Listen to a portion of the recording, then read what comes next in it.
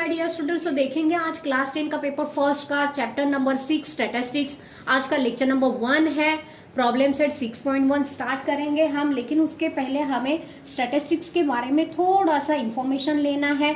Okay, usually use करते हैं specific property in numerical data collected in a survey that is the scores have a tendency to cluster around a particular scores.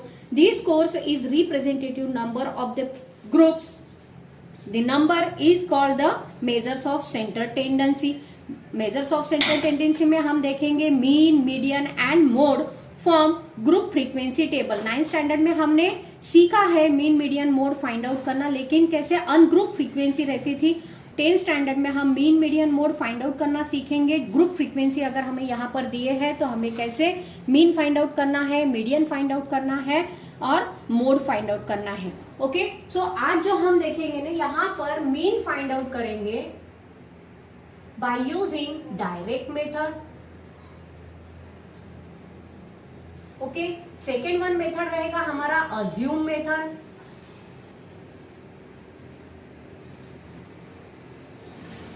And third one जो method हम सीखेंगे आज वो है step deviation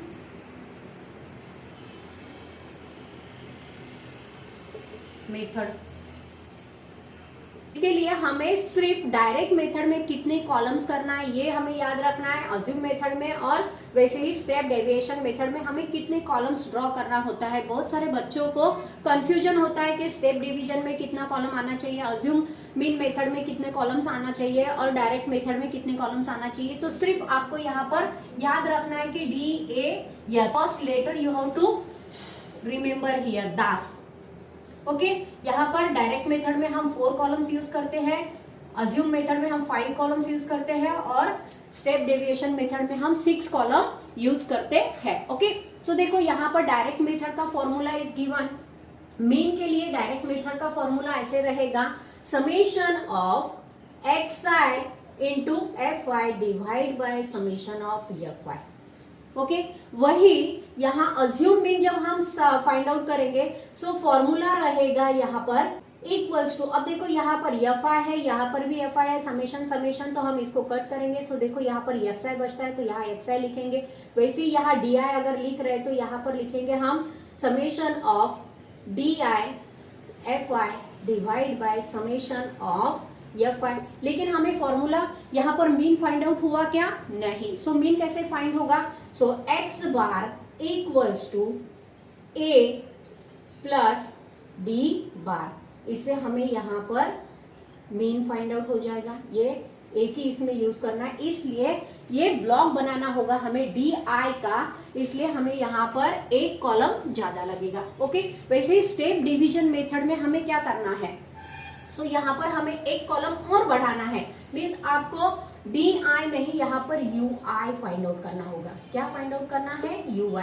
so यहाँ पर हमारा फॉर्मूला आएगा summation of ui fi divide by summation of fi। तो इसको हम लिखेंगे u बार।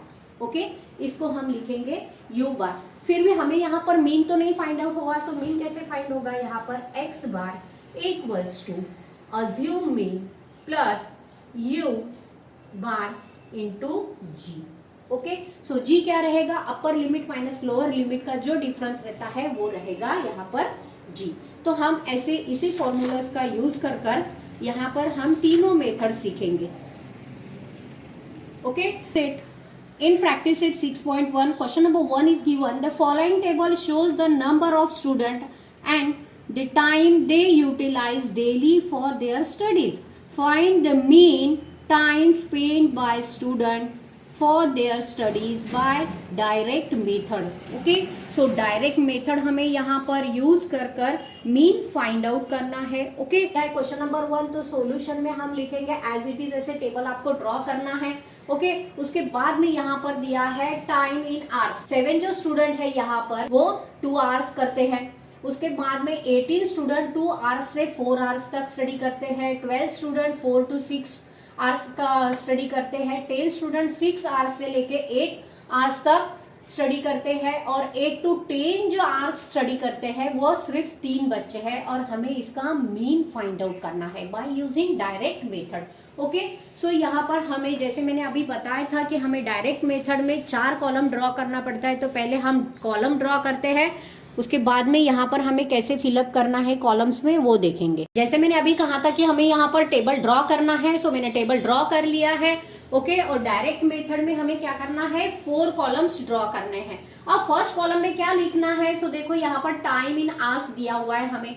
सो यहाँ लिख लेंगे 0 to 2, 2 to 4, 4 to 6, 6 to 8, 8 to 10। अब नेक्स्ट कॉलम यहाँ पर जो रो बनाया है वो किस लिए बनाया है, यहाँ पर हम लिखेंगे टोटल। ओके, जितना दिए है हमें यहाँ पर इंफॉर्मेशन उससे हमें ऑलवेज एक यहाँ पर रो ज्यादा बनाना है। अब देखो सेकेंड वन बनाना है हमें क्लास मार्क के लिए। ओके, क्लास मार्क को हम XI कहते हैं, क्या कहेंगे, XI। अब क्लास मार्क कैसे फाइंड आउट करना है, ये 0 plus 2 mean starting 0 plus 2, lower limit plus upper limit divide by 2 करेंगे। अब lower limit mean 0 plus 2 divide by 2 क्या हो जाएगा, 2 divide by 2 equals to 1।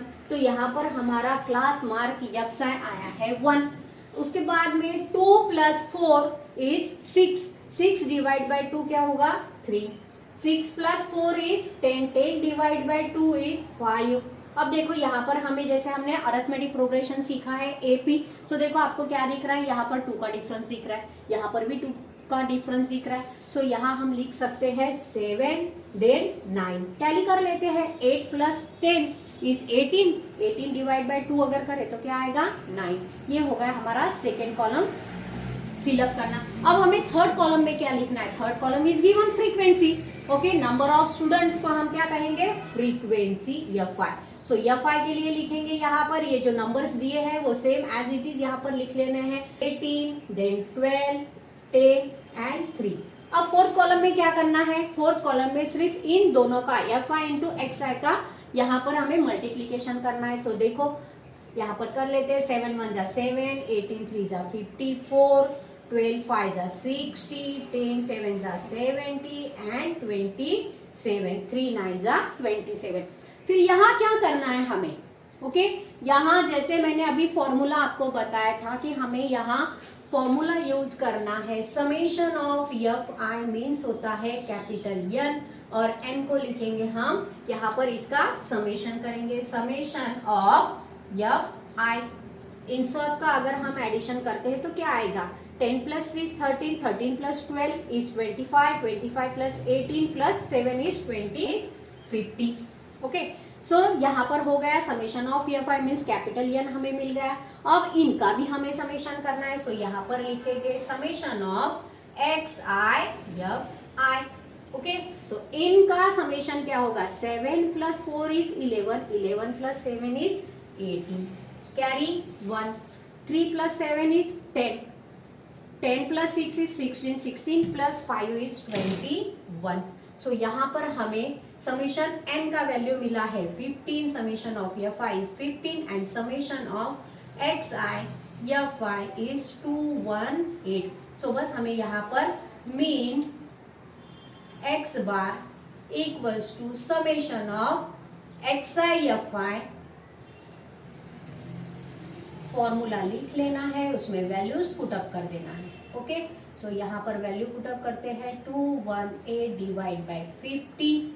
So answer is mean मिलेगा हमें, मीन X बार इक्वल 4 जा 200।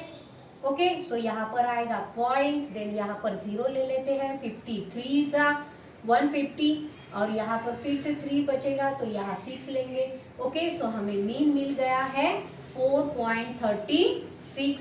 ओके, सो यहाँ लिख लेते हैं, hence the mean time is 4.36 hours.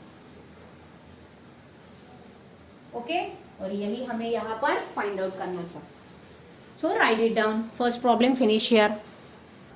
सो बच्चों यहाँ पर जो हमें सेकेंड प्रॉब्लम दिया है वो हमें अज्यूम मीन मेथड से सॉल्व करना है, इसलिए मैंने यहाँ थर्ड प्रॉब्लम ले रही हूँ। ओके, सो थर्ड प्रॉब्लम जो दिया है हमें यहाँ पर वो डायरेक्ट मेथड से सॉल्व करना है। सो यहाँ हम पहले थर्ड प्रॉब्लम लेंगे, उसके बाद में हम सेकंड प्रॉब्लम सॉल्व करेंगे। ओके, सो देखो यहाँ अब milk centre sold milk to 50 customer. The table below given the number of customer and the milk they purchase.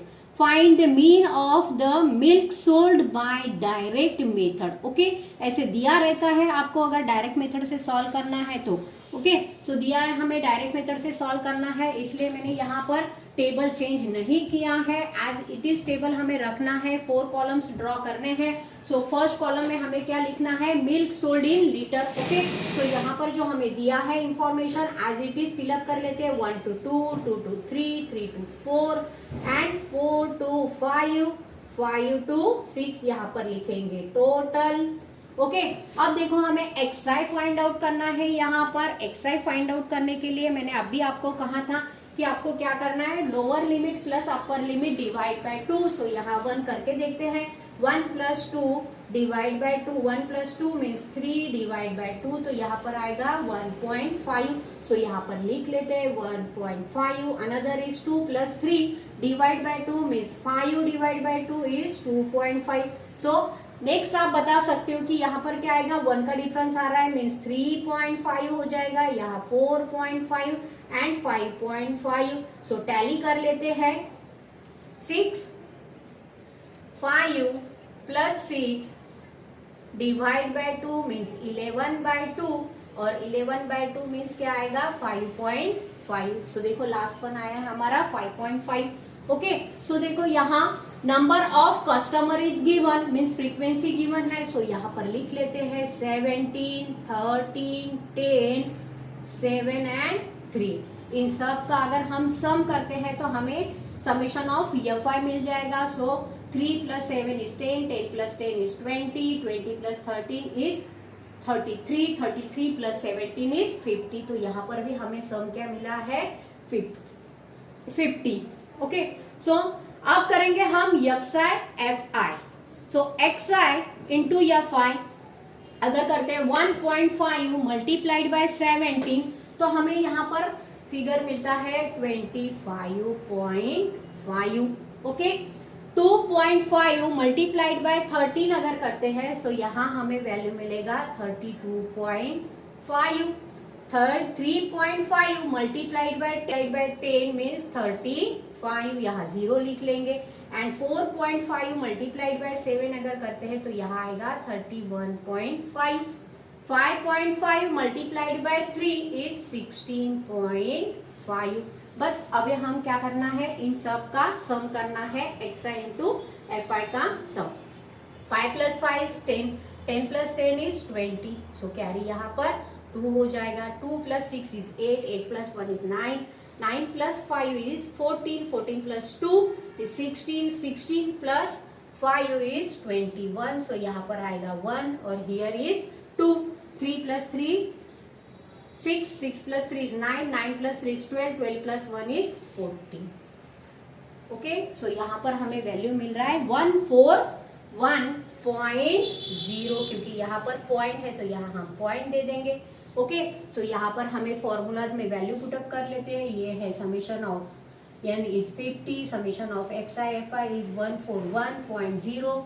0 नहीं लिखा तो भी चलता है। सो यहाँ पर करेंगे हम डिवाइड 50 से। So we get here mean x bar is 2.82 in litre. Okay, so यहाँ पर लिख लेते हैं hence the mean of milk sold 2.82 litre. Okay, so third one problem भी यहाँ पर फिनिश होता है। नेक्स्ट इसमें देखते हैं अज्यूम मीन का problem. Okay, so write it down.